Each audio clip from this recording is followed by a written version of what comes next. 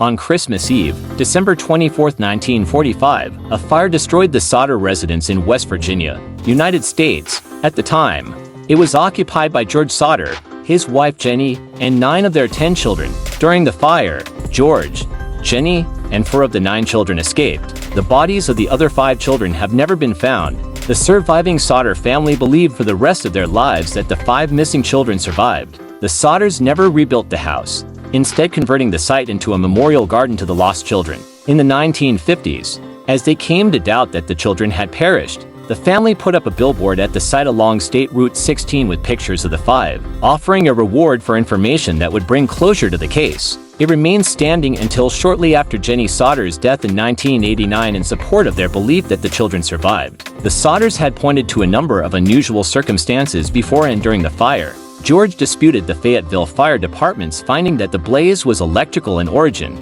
noting that he had recently had the house rewired and inspected. George and his wife suspected arson, leading to theories that the children had been taken by the Sicilian Mafia, perhaps in retaliation for George's outspoken criticism of the fascist government of his native Italy. State and federal efforts to investigate the case further in the early 1950s yielded no new information. The family did, however, later receive what may have been a picture of one of the boys as an adult during the 1960s. Their last surviving daughter, Sylvia, along with their grandchildren, continued to publicize the case in the 21st century in the media and online. The Sauter family celebrated on Christmas Eve 1945. Marion, 19, the oldest daughter, had been working at a dime store in downtown Fayetteville, and she surprised 3 of her younger sisters, Martha, 12, Jenny, 8, and Betty, 5, with new toys she had bought for them as gifts. The younger children were so excited that they asked their mother if they could stay up past what would have been their usual bedtime. At 10 p.m., Jenny told them they could stay up a little later, as long as the 2 oldest boys who were still awake, 14-year-old Maurice and his 9-year-old brother Louis, remembered to put the cows in and feed the chickens before going to bed themselves. George and the 2 oldest boys, John 20 and George Jr. 16, who had spent the day working with their father, were already asleep. After reminding the children of those remaining chores, she took Sylvia 3 upstairs with her, and they went to bed together. The telephone rang at 12:30 a.m. Jenny woke and went downstairs to answer it. The caller was a woman whose voice she did not recognize, asking for a name she was not familiar with the sound of laughter and clinking glasses in the background. Jenny told the caller she had reached the wrong number, later recalling the woman's weird laugh. She hung up and returned to bed. As she did, she noticed that the lights were still on and the curtains were not drawn, 2 things the children normally attended to when they stayed up later than their parents. Marion had fallen asleep on the living room couch, so Jenny assumed the other children who had stayed up later had gone back up to the attic where they slept. She closed the curtains, turned out the lights, and returned to bed. At 1 a.m., Jenny was again awakened by the sound of an object hitting the house's roof with a loud bang, then a rolling noise. After hearing nothing further, she went back to sleep. After another half hour she woke up again, smelling smoke. When she got up again she found that the room George used for his office was on fire around the telephone line and fuse box. Jenny woke him, and he in turn woke his older sons. Both parents and 4 of their children, Marion, Sylvia, John, and George Jr. escaped the house. They frantically yelled to the children upstairs but heard no response. They could not go up there as the stairway itself was already aflame. John said in his first police interview after the fire that he went up to the attic to alert his siblings sleeping there, though he later changed his story to say that he only called up there and did not actually see them. Efforts to find aid and rescue the children were unexpectedly complicated. The phone did not work, so Marion ran to a neighbor's house to call the Fayetteville Fire Department. A driver on the nearby road had also seen the flames and called from a nearby tavern. They too were unsuccessful, either because they could not reach the operator or because the phone there turned out to be broken. Either the neighbor or the passing motorist was eventually successful in reaching the fire department from another phone in the center of town. George, barefoot, attempted to climb the house's outside wall and broke open a window, cutting his arm in the process. He and his sons intended to use a ladder to the attic to rescue the other children, but it was not in its usual spot resting against the house and could not be found nearby. A water barrel that could have been used to extinguish the fire was frozen solid. George then tried to pull both of the trucks he used in his business up to the house and use them to climb to the attic window, but neither of them would start despite having worked perfectly during the previous day. Chief F.J. Morris said the next day that the already slow response was further hampered by his inability to drive the fire truck, requiring that he wait until someone who could drive was available. The firefighters, one of whom was a brother of Jenny's, could do little but look through the ashes that were left in the Sodders' basement. By 10 a.m., Morris told the Sodders that they had not found any bones, as might have been expected if the other children had been in the house as it burned. According to another account, they did find a few bone fragments and internal organs, but chose not to tell the family. It has also been noted by modern fire professionals that their search was cursory, at best.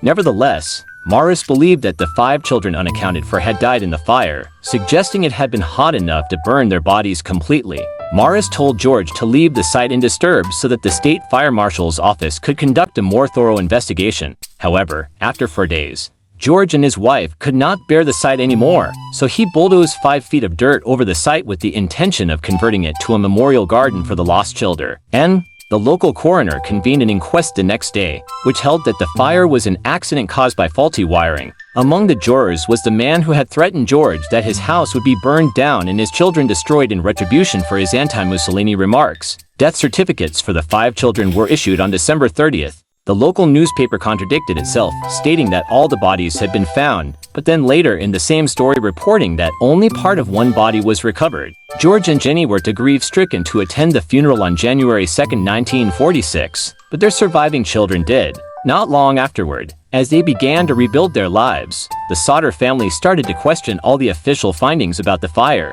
They wondered why, if it had been caused by an electrical problem, the family's Christmas lights had remained on throughout the fire's early stages, when the power should have gone out.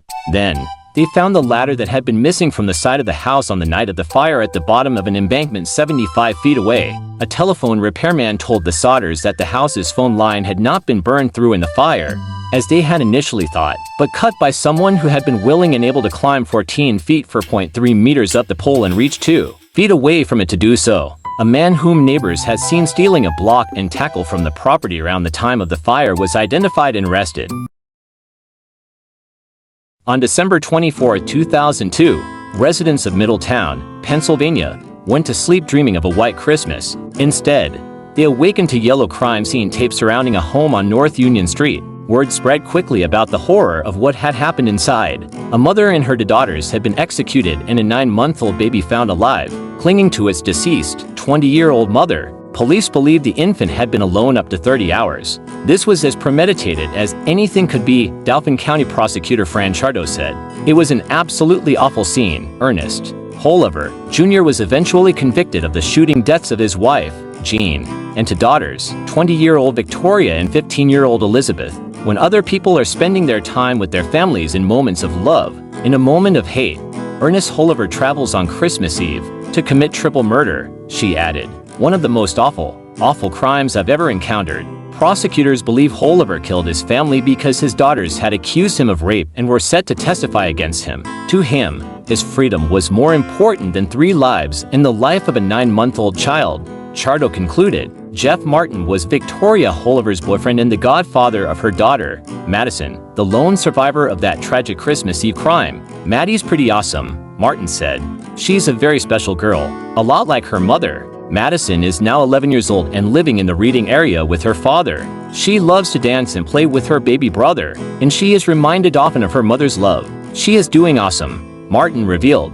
She has a lot of people that care for her, and she really couldn't be any better. Prosecutors believe Victoria Oliver died protecting her younger sister and daughter. When she heard the gunshot that took her mother's life, Chardo said she grabbed the baby and ran to Elizabeth's room. I have no doubt that when Ernest Oliver shot Victoria, she was holding that 9-month-old child in her arms, Chardo asserted. She adored Maddie, and she died for her, Martin added. A jury decided that Ernest Oliver should pay for his crimes with his life.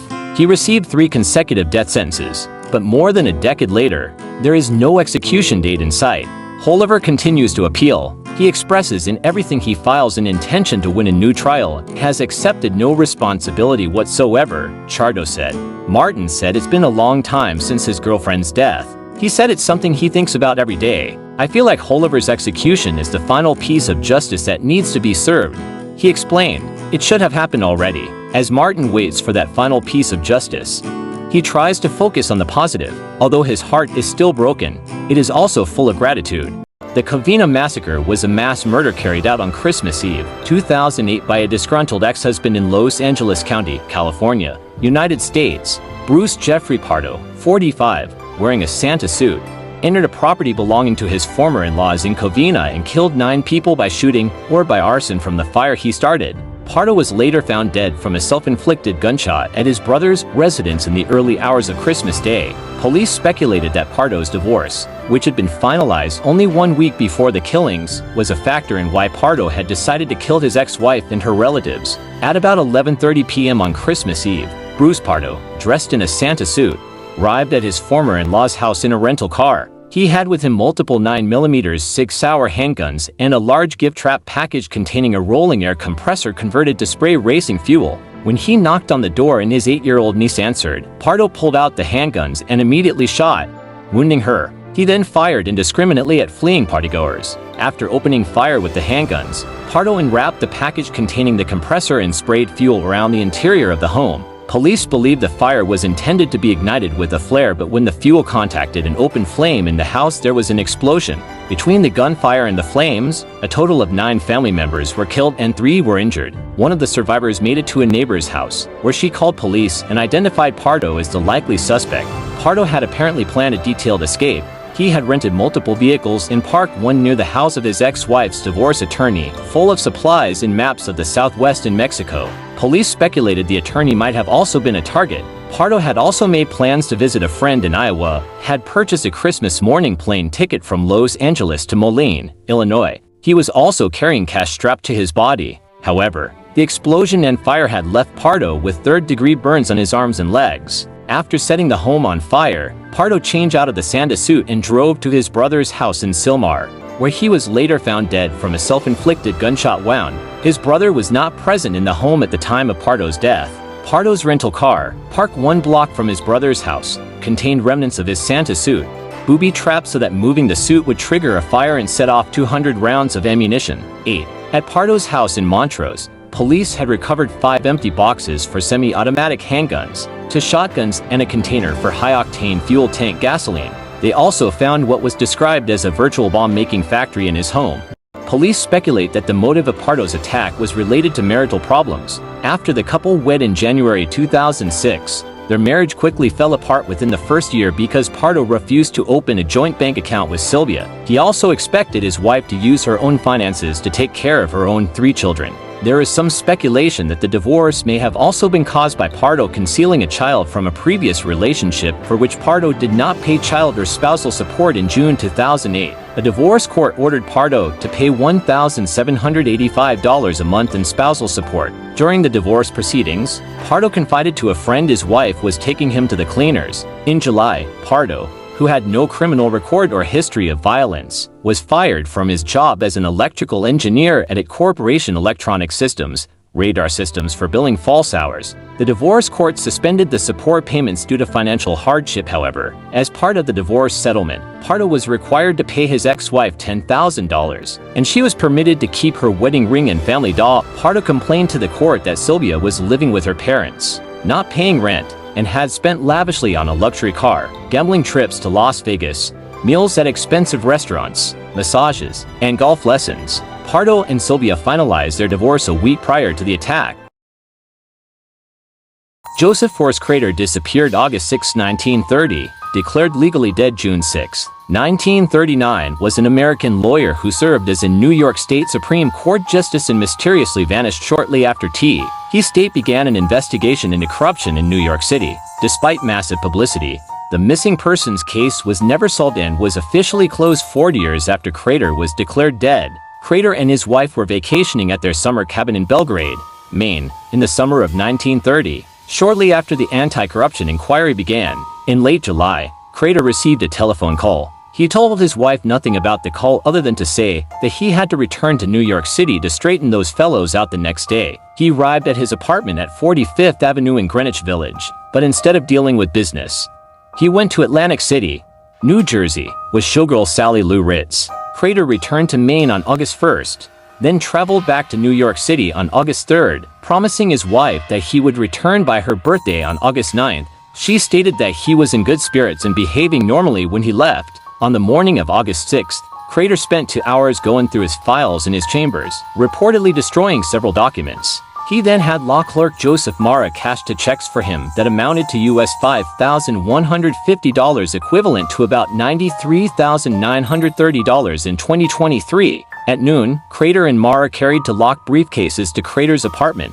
where Crater told Mara to take the rest of the day off. That evening, Crater went to a Broadway ticket agency run by friend Joseph Gransky and reserved one seat for a comedy called Dancing Partner at the Belasco Theater. Gransky was surprised because he and Crater had already seen a preview of the show. Crater then ate dinner at Billy Haas's Chop House at 330 to West 45th Street with Ritz and William Klein, a lawyer friend. Crater's dinner companions gave differing accounts of his departure from the restaurant. Klein initially testified that the judge got into a taxicab outside the restaurant about 9:30 p.m. and drove west on 45th Street.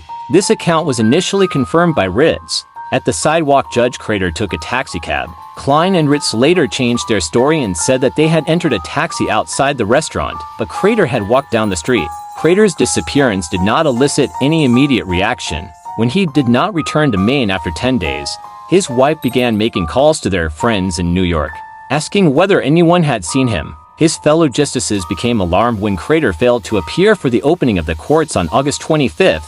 They started a private investigation, but failed to find any trace of him. The police were notified on September 3rd, and after that the missing judge was front-page news. Detectives discovered that the judge's safe deposit box had been emptied and the two briefcases that Crater and Mara had taken to his apartment were missing. These promising leads were quickly lost amid thousands of false reports from people claiming to have seen the missing judge. A grand jury convened in October 1930 called 95 witnesses and amassed 975 pages of testimony. Mrs. Crater refused to appear. The jury concluded that the evidence is insufficient to warrant any expression of opinion as to whether Crater is alive or dead, or as to whether he has absented himself voluntarily, or is the sufferer from disease in the nature of amnesia, or is the victim of crime. Crater enjoyed the city's nightlife.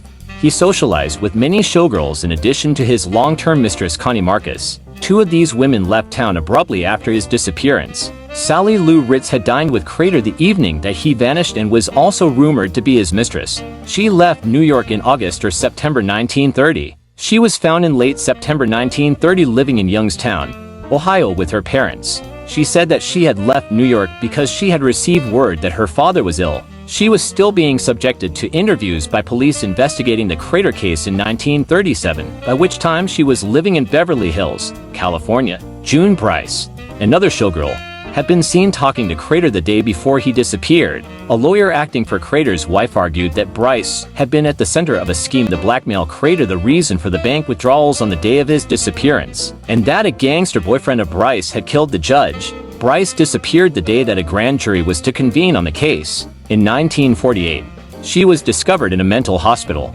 Crater's jacket was reportedly found in the apartment of Vivian Gordon. She was involved in high-end prostitution and linked to Madame Polly Adler. Gordon had liaisons with a large number of influential businessmen and was the owner, on paper at least, of a number of properties believed to be fronts for illegal activity. She was also seen around town with gangster Jack Legs Diamond, with whom Crater was rumored to socialize. Crater had known Diamond's former boss, organized crime figure Arnold Rothstein, and had been extremely upset at Rothstein's murder. Gordon was angry about a conviction that had resulted in her losing custody of her 16-year-old daughter. On February 20, 1931, she met with a lawyer for the Seabury Commission and offered to testify about police graft. She was murdered 5 days later. The publicity surrounding Gordon's killing led to the resignation of a policeman whom she had accused of framing her, and the suicide of her daughter. Crater's wife found envelopes containing checks, stocks, bonds, and a note from the justice on January 20, 1931, 6 months after his disappearance. They were in a dresser drawer that had been empty when searched by police. The discovery led to new but ultimately inconclusive leads, and no further trace of Crater was never found. The case was officially closed in 1979. Mrs. Crater remained at their vacation home in Maine during the search for her husband, until her discovery of the hidden envelopes. She was evicted from the Fifth Avenue apartment for non-payment of rent. In July 1937, when she was reportedly living on $12 per week, equivalent to $250 in 2023, working as a telephone operator in Maine, she petitioned to have the justice declared officially dead. She married Carl Kunz, a New York City electrical contractor, in Elkton. On April 20, Kunz's first wife had hanged herself 8 days before the wedding. Crater was declared legally dead in 1939. His widow received $20,561 in life insurance, equivalent to $450,370 in 2023. She separated from Kunz in 1950 and died in 1969 at age 70. Mrs. Crater expressed her belief that her husband had been murdered in her own account of the case, The Empty Robe, which was written with freelance writer and journalist Oscar Fraley and published by Doubleday in 1961. On August 19, 2005, authorities revealed that after Queens resident Stella Ferrucci Good's death at age 91, they had received notes she wrote in which she claimed that her husband, NYPD Detective Robert Good, had learned that Crater was killed by Charles Burns, an NYPD officer who also worked as a bodyguard of Murder, Inc. enforcer Aberlees, and by Burns' brother, Frank. According to the letter, Crater was buried near West 8th Street in Coney Island, Brooklyn. At the current site of the New York Aquarium, police reported that no records had been found to indicate the skeletal remains had been discovered at that site when it was excavated in the 1950s. Carrie Brown. On the night of April 23, 1891, tragedy struck a New York City prostitute named Carrie Brown. She was found dead in a hotel room in Manhattan. From the start, it was clear she had been brutally attacked, and early on, the case appeared to be solved. A man named Amir Ben Ali was accused of her murder and spent 11 years in jail for it. However, it was later discovered he had been innocent all along. The evidence against him had been mishandled by the investigators. And that's where the real mystery began. The press never reported much about the Carrie Brown case at the time it happened. Today, true crime historians wonder if it was to prevent New Yorkers from panicking. But one of the doctors who examined her body noted she had been stabbed multiple times. The killer had even tried to gut her, according to the autopsy report. For some, those similarities to Jack the Ripper, who had been killing in London for several years before this murder, were too great to ignore. At the time, NYPD Inspector Thomas F. Burns publicly claimed Jack the Ripper wouldn't stand a chance if he tried to strike in New York. That statement raised eyebrows from historians who wondered whether Burns was projecting a bit. The conspiracies are thick from there. Some believe Brown's murder was orchestrated for police to plant evidence and catch Jack the Ripper if he actually were in New York. Others think the Ripper actually was responsible for her death before fleeing back to London or somewhere else. It's hard to say for certain what really happened. The truth is still unknown, and the mystery remains unsolved. The case of Elizabeth Jackson. In the afternoon of June 4, 1889, 3 boys were playing around in the Battersea area on the banks of the Thames River. They noticed something foreign looking in the brush, so they went down to get a closer look. To their horror, they discovered several severed body parts. There was a human thigh, a torn-apart hip, and a severed knee. Alarmed, the kids gathered and wrapped the body parts and rushed them to the police. And just as cops were filing reports on those grisly findings later that day, another alarming call came in. 5 miles down the river, the rest of a woman's lower body parts had washed ashore. Police put 2 and 2 together and put the body together and opened an official inquiry into what they naturally presumed to be a murder. Then, over the next week, even more body parts began popping up. A gardener in Battersea Park found a package containing human flesh, an empty human torso and rib cage washed up elsewhere on the Thames. And down at Covington's Wharf on the other side of the city, an arm, a right leg, and a foot were all found. Those items were wrapped up in a skirt and a tweed coat.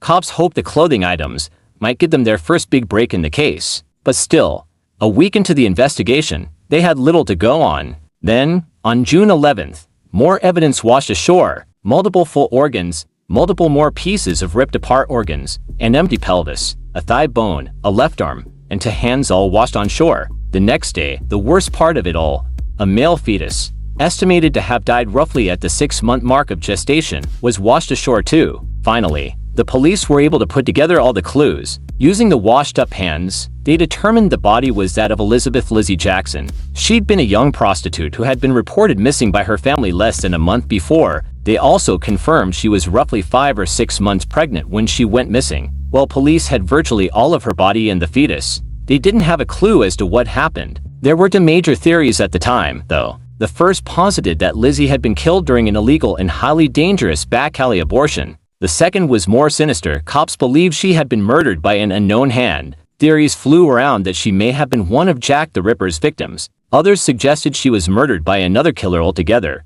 And there were far more monsters than just Jack floating around London. Whatever the truth is, we'll never know it. Cops could never definitively conclude what happened to poor Lizzie Jackson. The case of the Gatton siblings. Back in 1898, Three Australian adult siblings named Michael, Nora, and Ellen Murphy were on their way home after a day out. They had planned to attend a dance that evening, but it got cancelled. Little did they know the end of their journey would turn into a horrific and mysterious tragedy. It remains unsolved to this day, and for more than a century, it has captured the attention of people across Australia. Late in the evening of Boxing Day, when the Murphy siblings didn't return home, their brother-in-law set out to search for them. What he discovered was a scene of unimaginable horror. All three of them had been killed. Their clothes were torn, their bodies had been brutally beaten, and the skulls of both Michael and Ellen had been completely crushed. The killer or killers even heartlessly shot the Murphys' horse. It was evident a tremendous amount of rage and violence had been unleashed upon them. The fact that Michael was a member of the Mounted Rifles made it even more suspicious. Here was a man known for his toughness and fearlessness in Queensland. Why had he been killed so terribly with seemingly no resistance? Queensland police launched an extensive investigation. In total, they questioned over 1,000 people, but sadly, the investigation was marred by astonishingly large gaps and shortcomings. Not only was there contamination at the crime scene, but some people from the public had taken mementos before cops could fully secure it. The police and the media engaged in a heated dispute because of that. Each organization accused the other of incompetence. All that infighting didn't help with the case, though. Meanwhile, one of the two early prime suspects, a butcher who had no alibi for the night of the murders, disregarded police orders to hand over evidence. Instead, he washed away the bloodstains from his shirt before it could be tested. The brazen act only added to the mishandling of the case. Tragically, due to all these blunders and missteps, the Murphy family was denied the justice they deserved. Their killers have never been found,